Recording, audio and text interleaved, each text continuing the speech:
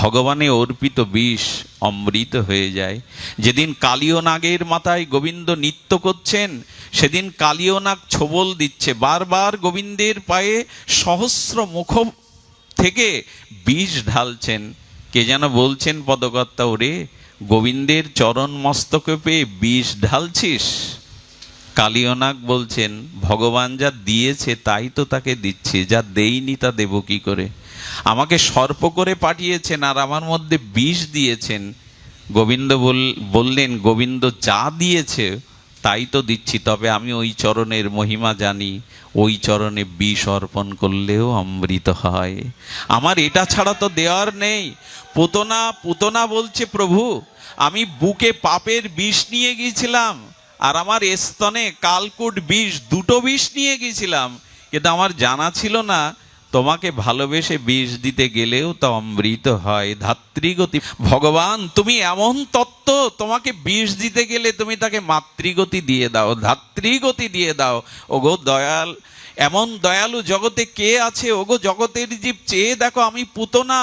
পুতনা মানে আমি পবিত্র না, আমি বাল ও ঘাতিনী, রুধির ও সনা, আমি বাচ্চাদের হত্যা করে রক্ত পান করেছি, আমি গোবিন্দকে হত্যার জন্য কালকুট বিষ স্তনে পুরে নিয়েছি।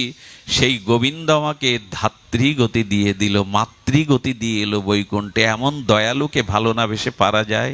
তাই হে জগতের জীব, ভগবানকেই অর্পণ করো, যা আছে ভগবানে অর্পণ করো। তাতে অর্পিত কর্মই, তাতে অর্পিত বস্তুই অমৃত হয়ে যাবে। বিষ অমৃত হয় শুধু অর্পণ করলে। আর আমার কেন জানি মনে হয় জানেন, এই যে কালীয় নাগ, তার মাথার উপরে গোবিন্দ নৃত্য করলেন, গোবিন্দের চরণ পড়লে, একবার আমাকে বলুন তো, যুগ যুগান্তর তপস্যা করে যোগী ঋষি মণি গোবিন্দের চরণ এভাবে পায়? একটু কথা বলুন, পায় কি? আচ্ছা, ও পেল কেন? কালীয় নাগ কেন গোবিন্দের চরণ মস্তকে ধারণ করলো এবং সেই চরণ চিহ্ন গোবিন্দ অঙ্কিত করে দিলেন? এর একটাই কারণ, উনি ছিলেন ভাগবতে উপাখ্যানে আছে চন্দ্রতপ রাজা। কি নাম ছিল ওনার? চন্দ্রতপ রাজা। উনি এক রাজ্যের রাজা, কিন্তু ওনার উদরের শুল বেদনা যায় না। কি বেদনা? শুল বেদনা যায় না।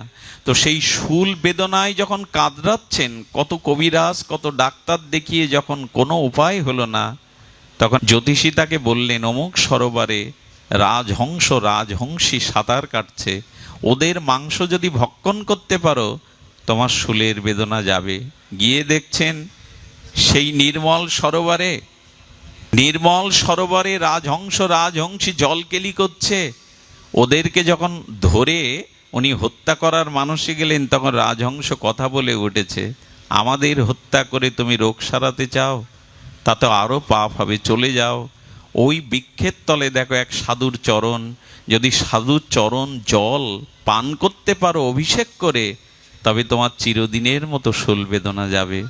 ভাবলেন যে প্রাণী হত্যা করে লাভ কি, যদি সাধুর চরণ ধৌত পান করে ব্যথা যায়। চন্দ্রতাপ রাজা চলে গেলেন, কিন্তু গিয়ে কি দেখলেন জানেন? গিয়ে দেখলেন একটা পা বাইরে আছে, ওই বটবৃক্ষের কুঠিরের মধ্যে থেকে একটা পা বাইরে, কিন্তু সেই পা পুজ, রক্ত ফোড়া। আচ্ছা, রাজার কি রুচি হবে ওই চরণ জল করে খাওয়া? যখন ফোড়া দেখলেন, পুজ রক্ত দেখলেন, ঘৃণায় ভরে গেল। এই চরণের জল আমি পান করে খাবো? মনে হলো ব্যথা তো তীব্র, ভোগও করছি, নিরাময়ের জন্য উনি যদি আর একটা পা বাইরে দিতেন, মনে করেছেন ওই পাটা হয়তো নিরাময়, কিন্তু আর একটা পা বাইরে দিয়ে দেখলেন এর থেকে দূষিত হয়ে গেছে সেই পা, কারণ সেখানে পোকা হয়ে গেছে, পোকা খরে খরে পড়ছে। ওই অবস্থা দেখে মনে করলেন রাজহংসী যখন কথা বলল, ওরা সাধারণ না, ওরা অভিশপ্ত কোনো মহামানব রূপে আছে, আমি চেষ্টা করি। উনি অভিষেক করলেন, অভিষেক করে সেই জল যখন পোকা কিলবিল করছে, ওটার রাজার শ্রদ্ধা হলো না। কিন্তু সাধুর চরণ জল উনি ফেলেননি, কি করলেন? উনি মাথায় করে এনে ঘরের কোণে রেখে দিলেন। শুধু ভক্তগণ, সেই দিন বৈষ্ণব অপরাধের দ্বারা তাকে অভিশাপ পেতে হলো যে সেই সাধুর চরণ ধৌত জলে অবিশ্বাস এনেছি, যা আজ থেকে এই বৈষ্ণব চরণ জলের চরণামৃতের আর তোর রুচি বা বিশ্বাস হলো না, যা মনুষ্য জন্ম না পেয়ে সর্পজনিতে যা, এই সেই কালীয়, এই সেই কালীয়। বললেন যদি তার মাথার উপরে গোবিন্দ চরণ কেন? বলে পান না করলে হবে কি, বিশ্বাস করে তো চরণ জলটা মাথায় ধারণ করেছিল। এই জন্য সেই বৈষ্ণবের চরণ ধৌত জলের কারণে গোবিন্দ তার মস্তকে চরণ রাখলেন।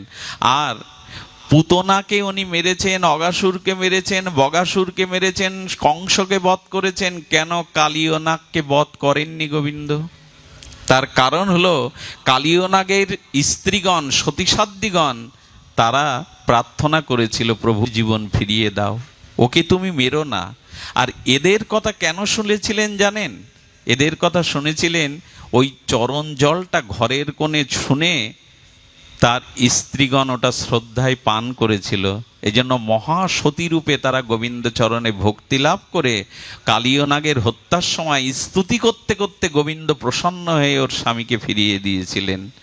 অর্থাৎ বৈষ্ণব চরণ জলে মহিমা।